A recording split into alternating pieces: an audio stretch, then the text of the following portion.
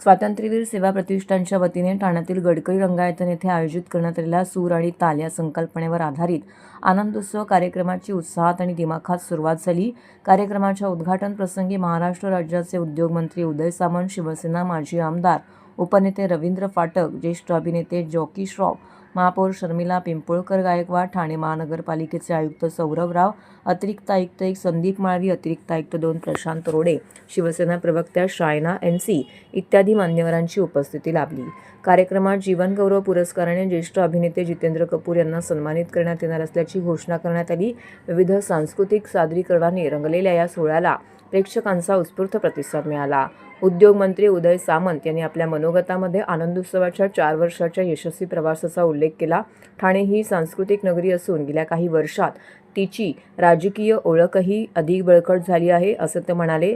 तसेच मराठी चित्रपटसृष्टी आणि बॉलिवूडला उद्योगाचा दर्जा देण्याचा निर्णय मुख्यमंत्री एकनाथ शिंदे यांच्या नेतृत्वाखाली घेण्यात आल्याचं सांगून या निर्णयामुळे रोजगार निर्मितीला चालना मिळेल असा विश्वास त्यांनी व्यक्त केला आहे। यावेळी ज्येष्ठ अभिनेते जॉकी श्रॉफ यांनी धर्मवीर आनंद दिघे यांच्या आठवणींना उजाळा दिला। धर्मवीर आनंद दिघे यांच्यानंतर एकनाथ शिंदे खऱ्या अर्थाने त्यांचा वारसा पुढे चालवत आहेत, असं ते म्हणाले।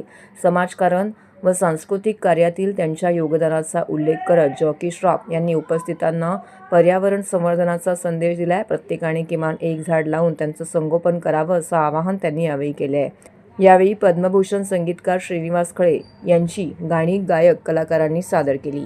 आनंद दिघे यांच्या कार्यपरंपरेला पुढे नेत हा आनंदोत्सव वर्षानुवर्षे अधिक भव्य स्वरूपात साजरा होत राहावा अशा शुभेच्छाही मान्यवरांनी यावेळी व्यक्त केल्या।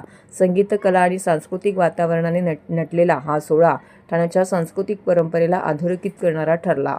आनंद महोत्सव हा कार्यक्रम अतिशय दिमागदार पद्धतीने ठाण्यामध्ये साजरा होतो आणि याच्यामध्ये जीवनगौरव पुरस्कार देखील दिला जातो। यावर्षीचा जीवनगौरव पुरस्कार हा जितेंद्र कपूर यांना देण्यात आलेला आहे आणि 4 कार्यक्रमांपैकी 3 कार्यक्रमांना मी स्वतः या उपस्थित होतो, त्याच्यामुळे या कार्यक्रमाची उंची मला माहिती आहे।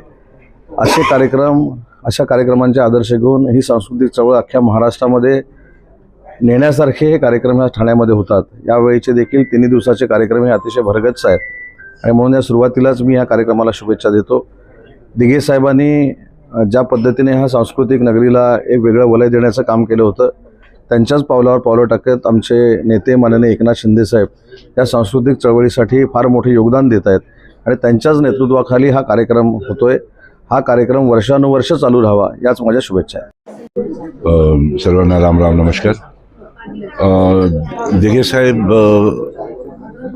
मैं ओळखती हूँ दिघे साहबाना, मतलब मैं बहुत साल से साहब के साथ हमेशा काम किया। मेरा फ़ोटो भी उनके ऑफिस में है और उसका जो पथ है वो पाथ पे हम चलते हैं। सबको मदद करना, सबको एक ही समझना, ये सारी बातें हैं। तो दिघे साहब का जो आप पुरस्कार भी कर रहे हैं और एकनाथ जी का वाट दिवस भी था, तो बस शुभेच्छा। ऑल माय लव एंड अफेक्शन सबको। धरी बोला, राम राम, जय हिंद, जय महाराष्ट्र।